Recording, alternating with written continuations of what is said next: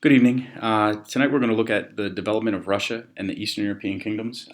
And mainly with the development, we're going to look at the outside influences that helped in this development. For example, the Byzantine, the Christian Church, and outside invaders. So, talking about with European history, especially after the fall of Western Rome, we got to talk about the Viking influence. The Vikings had a massive influence in the development of the culture, not only when it came to feudalistic society and for protection, but also just cultural influences. So the group, as you can see from this map, there were three separate groups of Vikings, although they were all lumped under the one name of Viking. The group that we're going to look at today is the the Zwenden, which are the group that comes out of modern day Sweden.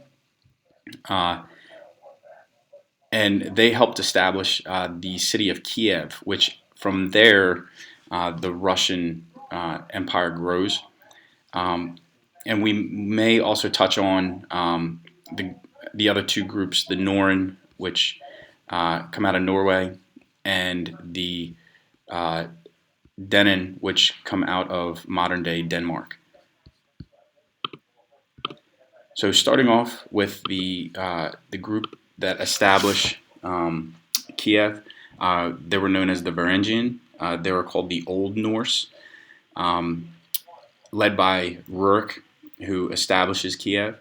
Uh, Kiev becomes a trading city, a trading port for the Viking or the Varangian, and then they start establishing settlements, and then from that grow a civilization. Now, one of the highlights of the Vikings are their shipbuilding.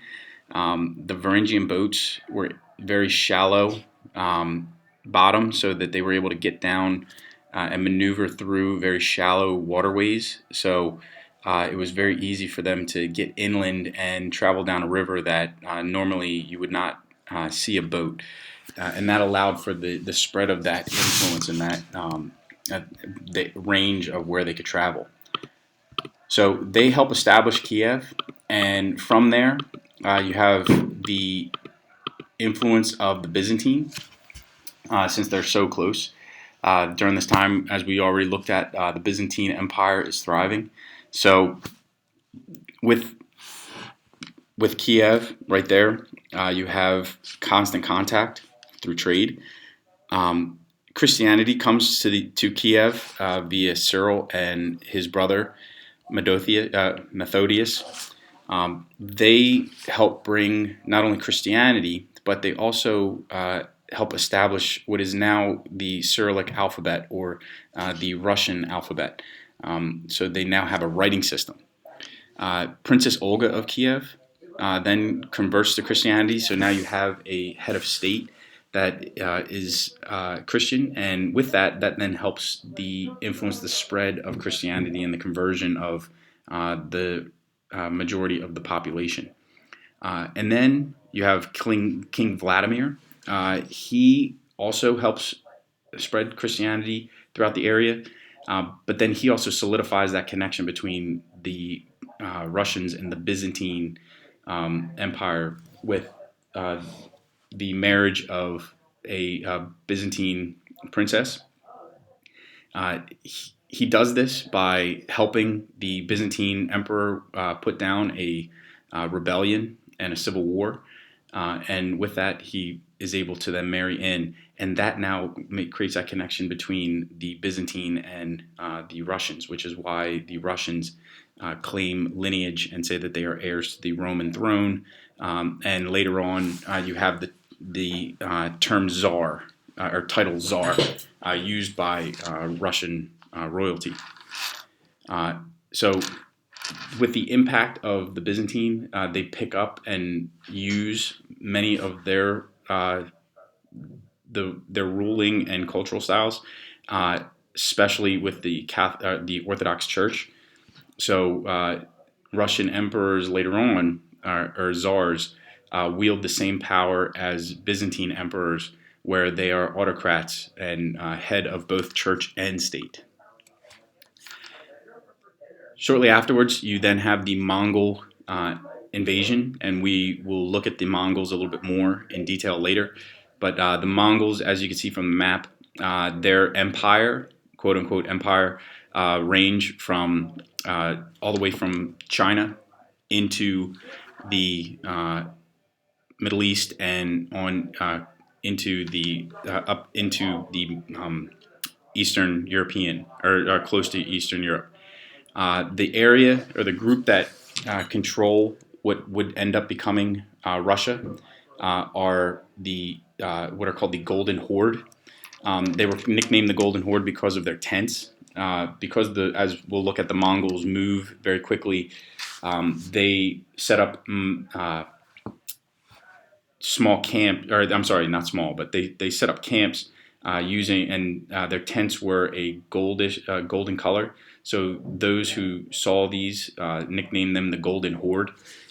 They ruled over the area of what would be Russia for 240 years, and it was similar to what the Mongols did in other areas. They allowed for minor local officials to run everyday business, but they had to then pay a tribute back to the Mongols for protection. And meaning for protection, the Mongols wouldn't go in and slaughter them.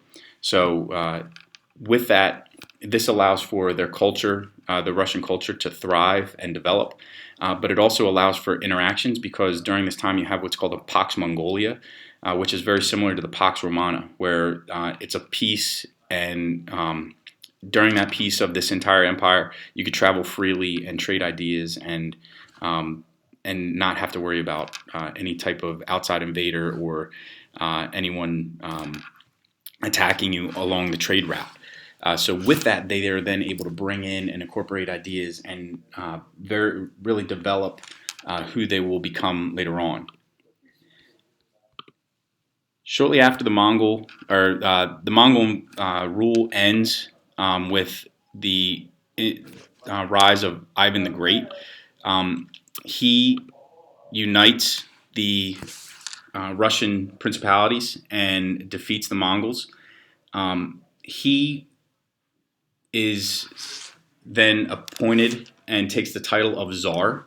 And after he takes the title of Tsar, he then limits the power of the boyars. The boyars were a upper class aristocratic elite who wielded a lot of power, especially under the Mongol rule. And he wanted to make sure that they did not have that much power, and he wanted to establish himself like an autocrat, similar to Justinian.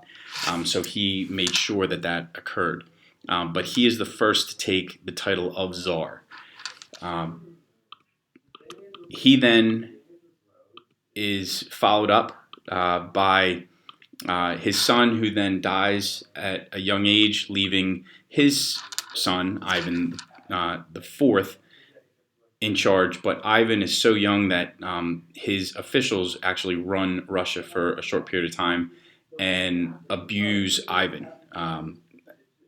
And with that abuse, Ivan then develops a unique personality. He was very prone to violence. He liked to see if cats could fly from the belfry. So he would harm small animals, and then that progressed into a very violent temperament in his later life.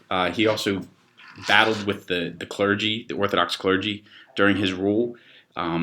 There's one instance where he tied a Orthodox priest to a barrel of gunpowder and stated that he wanted to see if he could get the priest closer to heaven. So you get the idea.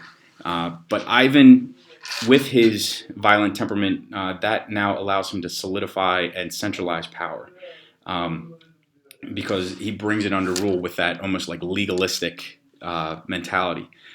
He grants land to officials, which now allow them to give their praise to him and their loyalty to him. And he also institutes the use of serfdom, or serfs on the land, so peasants that are now tied to the land, so there's a free labor system. Um, but he also makes sure to maintain power by the use of what are called the Oporkoniki, or agents of terror. They would ride through the countryside and make sure that people were following Ivan's rules, and if they were not, they were then swiftly put to death, or they would just disappear. So again, think back to where we've seen this before, where the use of secret agents or a police system in order to maintain loyalty. Ivan uses that as well.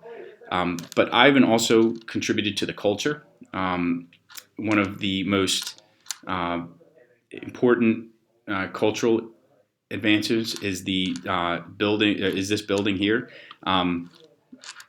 See if you could guess it. 5, 4, 3, 2, 1. If you guessed the Cathedral of the Intercession of the Virgin on the Moat, then you're correct. Sorry if you did not get that one. Pretty easy one, I thought. This is also known, aka as St. Basil's Cathedral. It's better known as. Now, St. Basil's is a architectural wonder, and you can also see the influences, as we talked about during the Pax Mongolica. They are able to come in contact with many different groups. So you could see some Islamic influences, especially with the domes, and also the Byzantine influences. But St. Basil's was built by Ivan as a tribute. And his goal was to try and have several different churches under one building, but then it all just came together. The first plans were scrapped, and then you get St. Basil's. So this ends up becoming a symbol of Russia all the way up into today. It's just outside of present-day Red Square. Now, with Eastern European states, the other Eastern European states, we're going to just take a moment to look at the Balkans, Poland, Hungary, and Serbia, and how they came under the same type of influences and culture, especially within the Christian religions and Christian impact. And this is just to highlight the groups and the people within power at the time that we're going to be looking at. We will fill in the Hungarians down here as we go. First, starting off with Poland. Poland is very unique in its development because it is smack dab in the middle of two very powerful growing powers in the area between Russia and the Holy Roman Empire. So Poland was constantly in a state of defense because they needed to maintain their independence, or they fought to maintain their independence. And then in 1374, you have the appointment of Queen Jadwiga, who is the heir to the throne of Poland, who is a 12-year-old girl. Now, if you're trying to maintain your independence and trying to keep from being overthrown by two very powerful kingdoms, when you have a young girl as your leader, it doesn't show a lot of power. So that was a dangerous thing. So what ends up happening is they change her name to Hedwig to give her a more masculine name to hide that she is a female. And again, think about where we've seen this before, where women who are the leaders of the country but have to change their name to a more masculine in order to buy within the culture. She is married to the Duke of Lithuania, Duke Jadwiga, and Jagello. He's 36, she's 12. It's a match made in heaven. But they do this to not only solidify and bring in an ally, but Queen Jadwiga, also who is Catholic, converts the Duke and also the Lithuanians to Catholicism. She is very spiritual. She later is canonized as saint in 1997 as Saint Hedwig. But she is also very intellectual. Even though she comes to power at a young age, she is very smart and very bright, and wants to promote education. So Poland ends up becoming the hub of intellect within Europe. They open up the first university, the University of Krakow. They are also very accepting, as the Jews are being persecuted in Western Europe through the Inquisition and other prejudices throughout the Holy Roman Empire. Uh, Poland opens its doors and says, "Come on in," and with that, they bring many of the ideas that they've come in contact with, and really build Poland up as the academic center of Europe. Um, for their government, they change and they establish what's called a Diet. A Diet is a legislative body, so this now allows for the people to have a say within the government, even though it is a monarchy and she has last say. A Diet does give a people the voice. And then another claim to fame for the Polish are they are the only Eastern European country to defend themselves successfully against the Ottoman invasion. Jan Sobieski, this guy right here, leads 81,000 Poles versus 140,000 Turks at the Battle of Vienna, and successfully defends Poland from the Turkish invasion, which is very significant. Think about this is on the same level as the Battle of Tours in France, where it stops that Muslim advance, but it also adds to that tensions between Christians and Muslims within Europe. And this is just to highlight the city of Krakow in 1492. You also know of other things that occurred, important dates that occurred in 1492. I just also want to draw your attention to the layout and where we may have seen something similar to this before, or a similar image. And just notice the layout and what's unique about that. We'll be talking about that in class. With the Balkans are a unique area because they're a mixture of many different cultures, many different ethnicities, many different religions.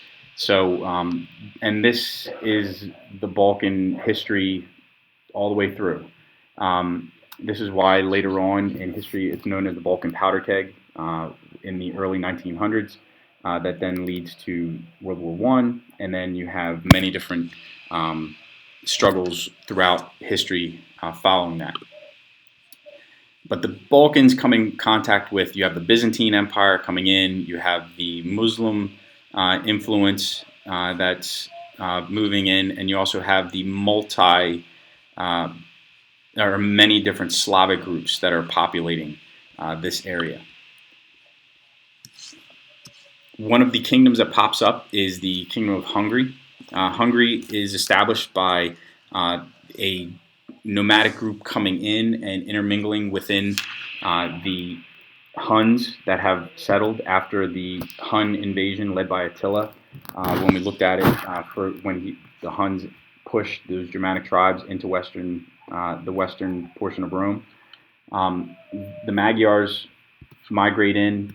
They mix with the Huns, and they then become the Hungarians. They adopt Roman Catholicism and spread Roman Catholicism throughout that area, which then helps them become part of, later on, become part of the Holy Roman Empire. And then you have one of the more influential kings, Andrew II. Now, it's not what he does personally that causes people to give him praise, but what happens to him. He is living in a very extravagant life, spending a lot of money in excess. So his nobles then pull him aside and force him to sign what's called the Golden Bull of 1222, which is similar to the Magna Carta that's signed by King John in England. The king is now under the rule of the Constitution, so he's a constitutional monarch. So he is not above the law, which is very significant, especially during this time. They are also invaded by the Mongols, and then later the Ottomans, and then later the Holy Roman Empire that come in and take over the northern portion of that. Also within the Balkans, you have Serbia. Now the Serbians are Orthodox Christians, led by a guy named Stefan Dusan. This is Stefan right here. As you can see, great Byzantine influence. Just pick out the symbols that you see. Stefan wants to establish and make himself seem a little bit bigger than he is. He says that he is the king of the Balkans, Macedonia, Greece, and Serbia. He institutes, he brings in the idea of an autocratic system. But then they are also invaded by the Ottoman Turks. But unlike the Polish, they are not able to defend themselves. At the Battle of Kosovo in 1389, Prince Lazar gives a epic win-win for the Gipper speech. Down below you can see it. It is better to die heroically than to live under the enemy yoke. He gives this great speech. They roll out against the Ottomans, and they are absolutely slaughtered. It's one of the fastest battles in medieval times. But again, they tried to defend themselves, but they're unsuccessful. They remain under the Turkish influence until 1912, the 20th century, just before World War I breaks out. So last little thing we want to look at is how did Eastern Europe change from 1346 to 1490? Okay, you want to take that into account. All right, you have those nomadic groups coming in. You have the massive influential empires such as the Byzantine and then later the Ottoman Turks. And then you also have the local groups that are settling. So you want to take into account what caused this change. But using these two maps, I want you to take a moment and look at it. We are going to discuss this out. And also, as I was going through this, think about where you could see the connections to things we've talked about so far in this class. We'll discuss this out tomorrow. Have a great day.